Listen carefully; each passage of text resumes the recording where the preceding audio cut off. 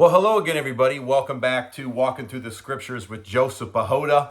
I'm wearing my Eagle Fang Karate t-shirt. If you watch the show Cobra Kai, this was the t-shirt of Johnny Lawrence's dojo. So anyway, I'm a big fan of the show. So I got another Cobra Kai shirt on.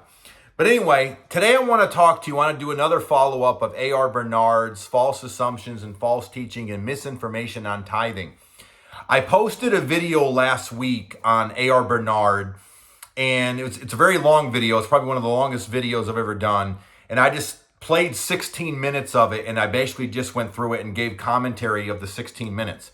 I'm not going to do that today. What I'm going to do is in the description, I'm going to post his part 2, because A.R. Bernard did a part 2 to that tithing teaching, and this is basically a video critiquing his part 2. Okay, so I'm going to post his video in the description, and I'm also going to post the acronym that he put in there too, because it's very good. So in his video, first of all, I want to give him some props, because in my last video, I basically said A.R. Bernard he's teaching the prosperity gospel. He's just reframing it and repackaging it in a different way.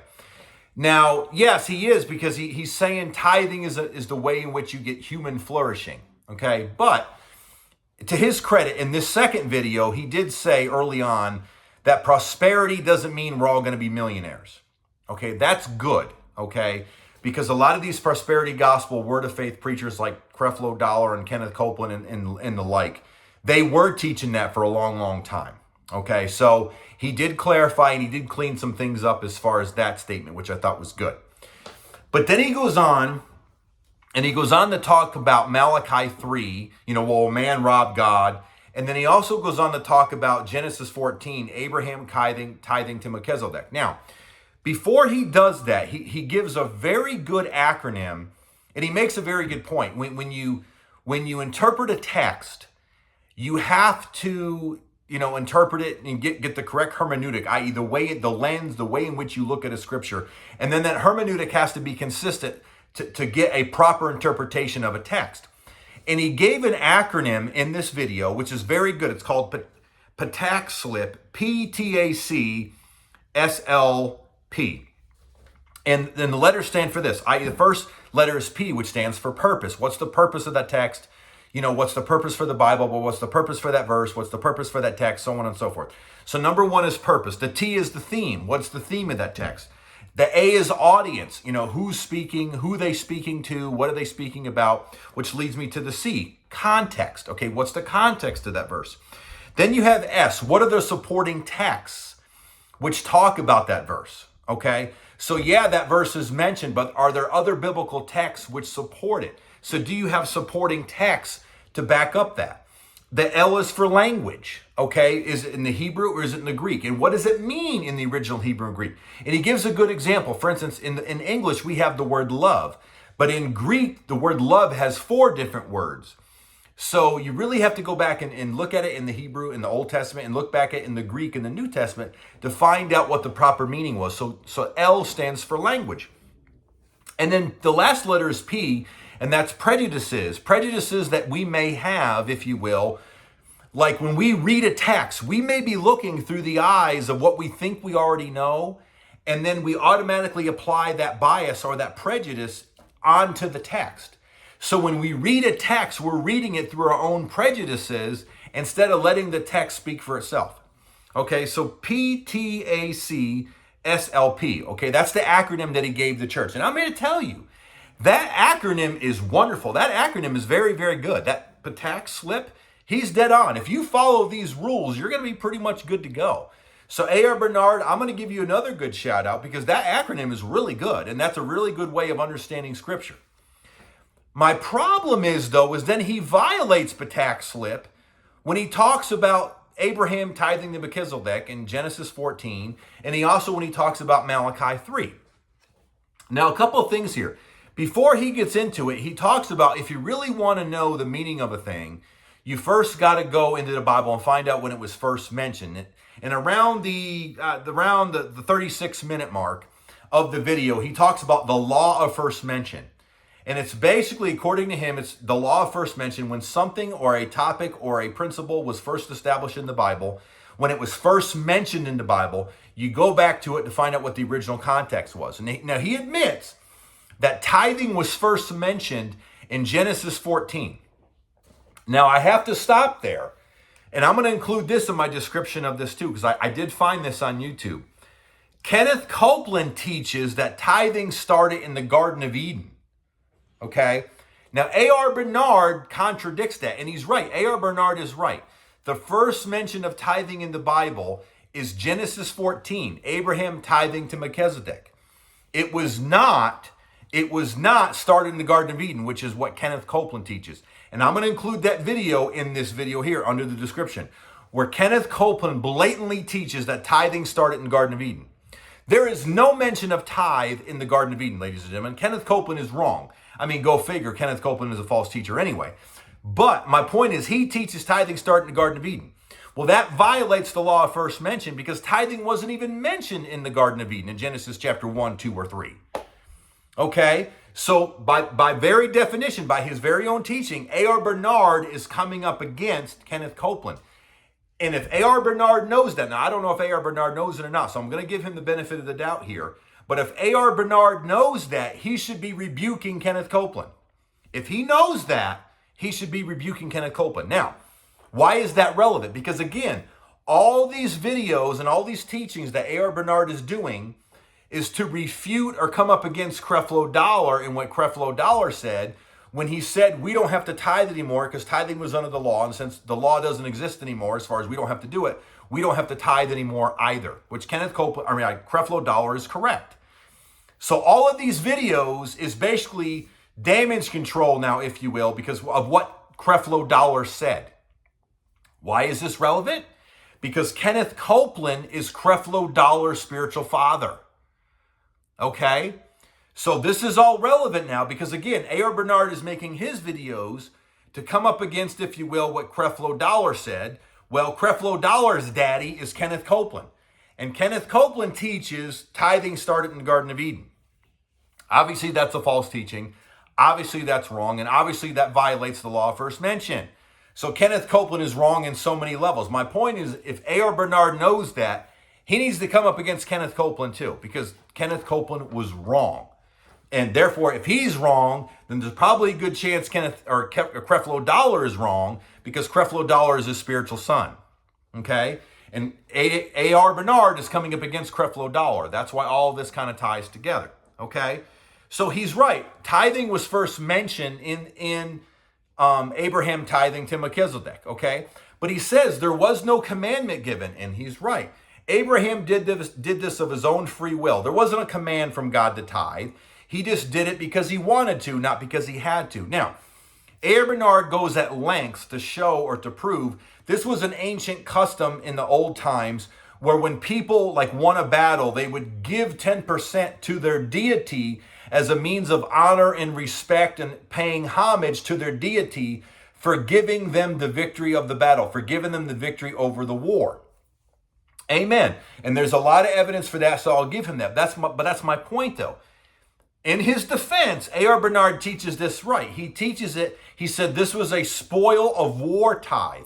This was a tenth that Abraham gave to Melchizedek after he won the war. This was a spoil of war tithe, which is true. But my point is then he violates the patas slip. He violates his own hermeneutic, because then he applies it to Malachi 3. Malachi 3 is not a spoil of war tithe. Malachi 3, again, since tithing was food and livestock in Malachi 3, Malachi 3 is a tenth, not of the spoil of war, but a tenth of the produce of the harvest of the land of the crops they had that they came in. So Malachi 3 is a tenth of the food and livestock and of the harvest that came in from their agricultural blessing. So it's not a spoil of war tithe. It's a first of their increased tithe from their harvest. So my point is the tithe of Abraham tithe to Melchizedek and Malachi 3 are not the same thing. They're two different types of tithe. They're literally apples and oranges, if you will, when you're talking about tithing. Okay? So again, he violates the very first letter when it talks about purpose. What is the purpose?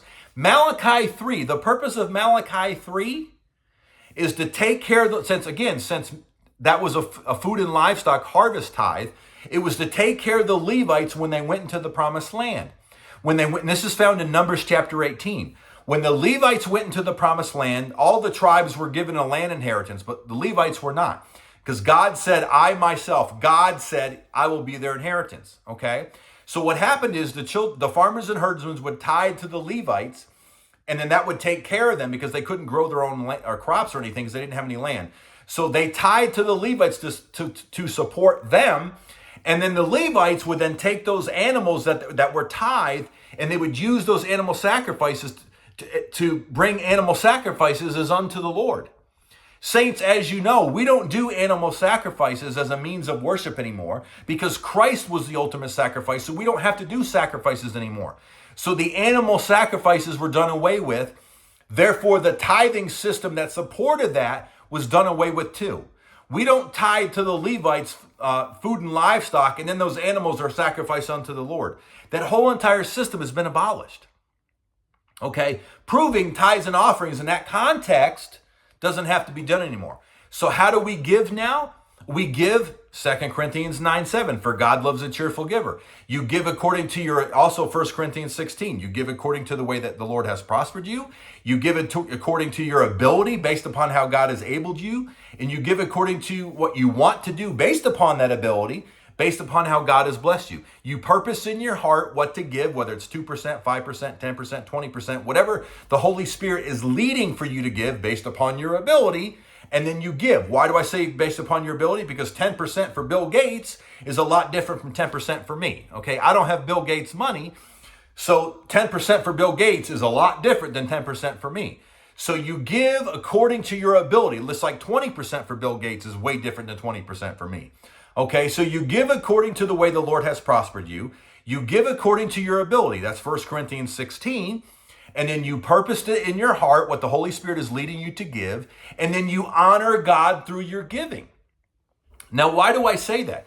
Because when I read the comments in A.R. Bernard's video, he was basically saying, some of the comments were saying, see, people forget tithing was a means to honor God. Just like they tithe to their deity to honor their deity, we tithe today to honor God. And I'm like, look, okay, but you can still honor God through free will New Testament giving. I'm for giving, amen. I'm for giving. And my point is, you can still make the same case, because it also says if you sow bountifully, you'll reap bountifully. If you sow sparingly, you'll reap sparingly. So you can honor God through your giving, and you don't even have to teach tithing, is my point. Get the tithe and tithing out of your mouth. It's not applicable to New Testament Christians. It's just not. A.R. Bernard and people like him. We don't tithe to honor God. We give to honor God. There is no percentage. And two, we don't tithe because we don't tithe our mint and our cumin, and we don't tithe food and livestock. That was never applicable to us because we don't have to take care of the Levites, and then the Levites don't use those animals to do animal sacrifices. So we don't have to do any of this anymore. It's done, okay? Jesus fulfilled it all, and therefore now we honor God in our finances through New Testament free will giving. Now, why do I also say he violates? Again, go back to purpose. He violates the very first one. When he says purpose, he makes the case that the purpose for tithing is to finance the church.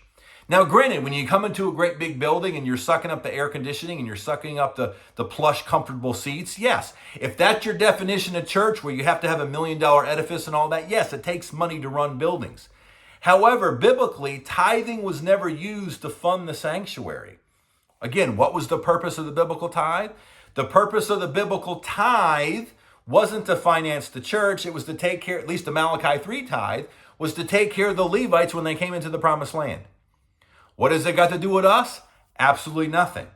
But what does he do? He preaches Genesis 14. A.R. Bernard preaches Genesis 14, and he's saying, see, the purpose for Abraham's tithe was to honor God when he gave them victory in the battle.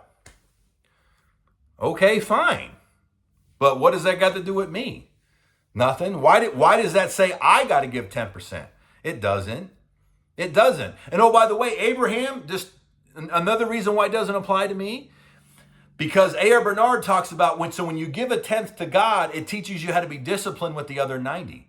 That may be true, but if you look at Abraham's tithe, he not only did he give 10% away to Melchizedek, But then the other 90% he gave away to the pagan kings of Sodom and Gomorrah. Meaning Abraham kept none of it. All of his spoils, he gave it all away. He kept none of it. Abraham kept none of the spoils of war. He gave everything away. He gave 10% to Melchizedek, and he gave some away to the 300 men or so that helped him, and then the rest he gave away to the pagan kings of Sodom and Gomorrah. That's not what we teach. That's not what we teach, okay? So, again, the purpose of tithing of Genesis 14 and Malachi 3, it's not to fund the church. Now, granted, if you're going to define church as having a great big building and a mega church and all of that, yes, it takes money to do that. But that wasn't the purpose for tithing. That's what the A.R. Bernards of the world are using for tithing. That's how they are defining tithing, and therefore that's how they are purposing it. That's their definition of purpose because that's how they use tithing. But my point is you can get the same thing through New Testament free will giving, okay? So keep that in mind. So in my video, I'm going to go ahead and post A.R. Bernard's acronym, tax slip. I think it's very, very good. I'm also, again, the law first mentioned was good. Again, I'm also going to include Kenneth Copeland's video of where he teaches tithing starting the Garden of Eden. That's total false teaching and just total hot mess, but I'm going to include that as well. And again, like I said, he started off good because A.R. Bernard talks about prosperity does not mean we're all going to be millionaires. That's true.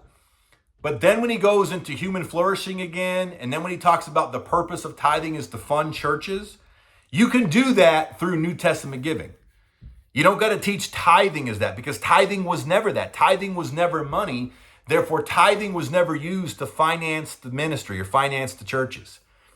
That is something that we have made up, and we say that's what biblical tithing is, but it's not. It's absolutely not. So A.R. Bernard, that's a false assumption. That's misinformation. So you violated you violated the purpose for tithing. You also violated the context because again, you talked about how Genesis 14 is Abraham tithing to Melchizedek, and that is a spoil of war tithe. But then Malachi 3 is the first of your increase of your harvest tithe. Two different contexts because there's two different types of tithes. One is to honor God for winning a war. The other one is to honor God for the harvest that you had coming in. Now, if you want to honor God in your finances and your paycheck, go ahead. But you do that based upon, not because of the tithing law, but based upon what the Lord has purposed in your heart. So you can still honor God in your giving through New Testament giving. Now, if you still want to give 10% and call it a tithe, fine. I'm not gonna rob you of your joy. But just know that's a false teaching. That's not what we are required to do. It's just not. So, again, and then when he talks about, he also violated the one of the S's, the supporting text. Genesis 14 doesn't support Malachi 3. Because again, it's two different types of tithes. They don't support each other. Two different types of mandates. Genesis 14 wasn't a command. Malachi 3 was. Genesis 14 is a spoil of war tithe. Malachi 3 is the first of the harvest tithe. Genesis 14, Abraham tithed to Melchizedek. Malachi 3, the farmers and herdsmen tied to the Levites. So, I mean, they're apples and oranges. So it really doesn't support it, really. Because you got the different nuances of what's going on. And oh, by the way, when Abraham tithed to Melchizedek, it only says Abraham tithed one time. There's no evidence in the Bible that Abraham continued to do this every time he got hooked up with a spoil of war or anytime he got hooked up with a first of his increase, later on in life. The Bible only says basically Abraham did this one time. But that's not what we teach. We need to teach every time we get paid or anytime we got money coming in, we got to give tithes every single time we get an increase. Well, that's not what Abraham did. So again, you're violating the supporting text because you're not preaching it correctly. So could it be, Pastor A.R. Bernard, you violated the last P, your prejudices? You took your prejudices of what you've been taught, and then you look through this text with those prejudices saying this is what the text says because you got prejudices lens on. So maybe you had prejudices that you were bringing to the text, and now you're getting your own interpretation based upon your prejudices. So A.R. Bernard, you might want to get rid of your prejudices so you can look at it and preach it and teach it correctly. Okay, so anyway, so I'm going to go ahead and stop there. So again, I talked about the acronym. I talked about honoring God. You can do that through giving. I talked about the law of first mention, how Kenneth Copeland violates that. And if A.R. Bernard knows that, he should rebuke Kenneth Copeland. Now, again, I don't know if he does, though, so I'm not going to, I'm not going to make a big deal about that because you can't rebuke something that you're unaware of. But just know Kenneth Copeland is the spiritual father of Creflo Dollar, who A.R. Bernard is challenging here in these videos. So it's very relevant, okay? But again, I gave him props for A.R. Bernard saying prosperity doesn't mean we're all going to be millionaires, which again indirectly is well, not indirectly, but that is directly coming up against Kenneth Copeland. So again, I give him kudos for that. So anyway, yeah. So there's just a lot of false teaching, a lot of false assumptions, a lot of misinformation that A.R. Bernard is teaching here. So again, I'm going to put the link to his video in the description here. I'm also going to put the link to Kenneth Copeland's video. And the first 5 minutes of that video is just a really, really hot mess. And so you can see where he teaches tithing started in Garden of Eden, which obviously is not true. Okay, so I hope this has blessed you. If it has, go ahead and hit the like button. Hit the share button. Please share this with other people. And then also, too, hit the red subscribe button. So that way, I can get more subscribers. And with the like button, I hit the YouTube algorithm so that the truth of God's word can continue to get out there, okay?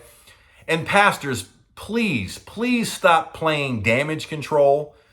Ever since Creflo Dollar says we don't have to tithe, man, not all, but a lot of these pastors like A.R. Bernard are doing damage control, man, because they don't want to say, like Creflo said, tithing isn't for today. So they still keep preaching it, and they still keep finding ways to repackage it to get people to keep doing it. Saints, we were never supposed to do it. We give according to the way the Lord has blessed us, and we give because of free will giving, 2 Corinthians 9:7, as we have purposed in our heart, for God loves a cheerful giver. That's how we give. The tithing mandate to give 10% of our paycheck to the church is not even in the Bible. That is literally a made-up doctrine. Okay, which A.R. Bernard is doing by saying tithing is used to fund the church. Yeah, it is for him because that's how he defines it. Unfortunately, that is not what biblical tithing ever was. Okay, so again, hit the like button, hit the share button, and also hit the red subscribe button. Amen. Until next time, God loves you and I do too. God bless.